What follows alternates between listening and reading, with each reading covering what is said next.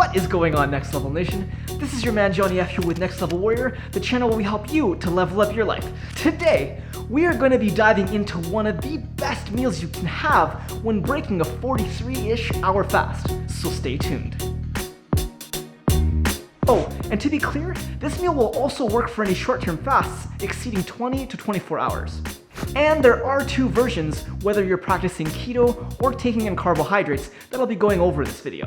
So make sure to watch till the end to get the most out of it.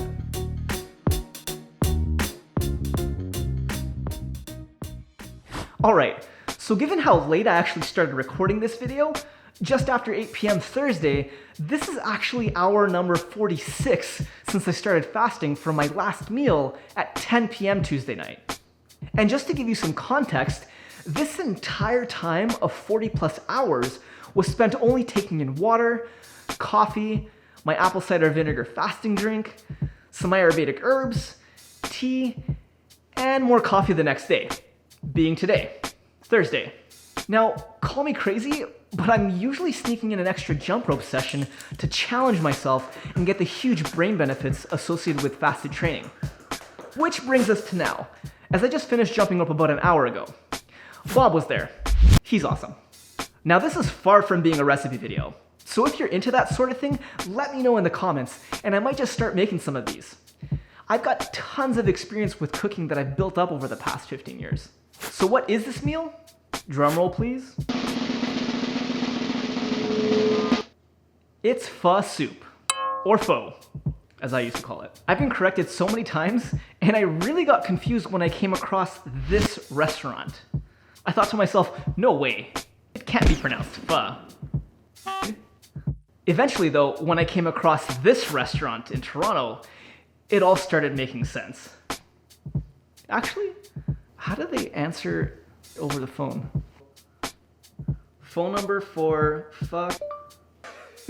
Phone number for Pho King Fabulous. You can call fucking Fabulous at 647. Well, there you have it. We cannot deny the pronunciation any longer. Sorry, I can't hold it in. So whether you're breaking a 24, 43 hour, or longer fast, this meal is absolutely phenomenal to start with, and for a few reasons.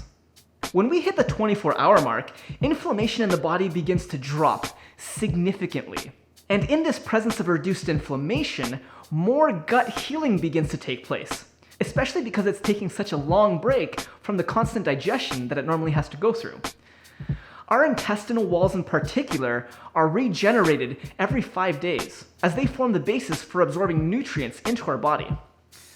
Fasting not only boosts this regeneration, but dramatically improves the ability of stem cells involved to regenerate. It's important to note this because as we age, this process does degenerate, and we can become more prone to various illnesses. So why am I talking about all this gut health stuff? Well, let me ask you this. What is at the base of pho soup? A really tasty bone broth, right? Bone broth is loaded with certain proteins that play a big role in the gut lining regeneration. Collagen and glutamine in particular are providing the building blocks of our gut lining and mucosal layers, which do dry up a bit during the end of a fast. Adding to this the array of minerals in the broth such as magnesium, potassium, and we've got digestive liquid gold, giving your gut the biggest gift it could ask for. Now I could go on and on about this and the best strategies for using insulin to your advantage when breaking your fast, but I'm going to save that for another video. If you have any questions about this, make sure to let me know in the comments, and of course, hit that like button if this is giving you good value. So if you're big on cooking like me, then you can easily make this at home with some store-bought bone broth, or make your own big batch in advance. My version isn't always authentic Vietnamese pho. So for this one, I made a bone broth using bison bones, then cooked the noodles in it, added some lean fish, lemongrass, some radish kimchi, and presto. Now, if you're on keto and won't be putting rice noodles in there, then there's definitely a solution. Konjac noodles, also known as shirataki noodles. Kelp noodles will also work really well, and you can add in some keto-friendly vegetables. Now, regardless of the version that you do make, please do yourself a favor and add in some seaweed to the mix. This is going to provide extremely valuable iodine for your body.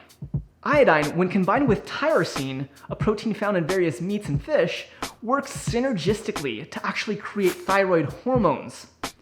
We cannot create these essential hormones without iodine, and mixing it with a precursor tyrosine will speed up the process.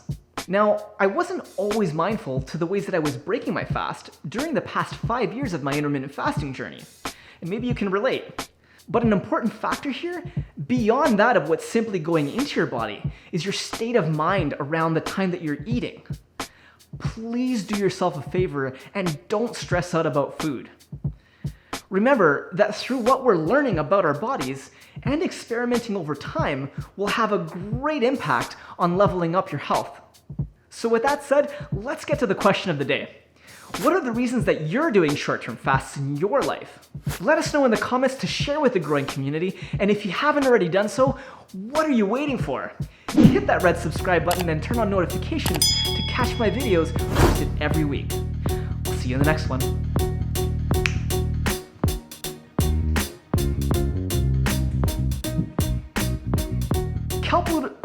Blast one more time. One more time. You can call fucking fabulous at 647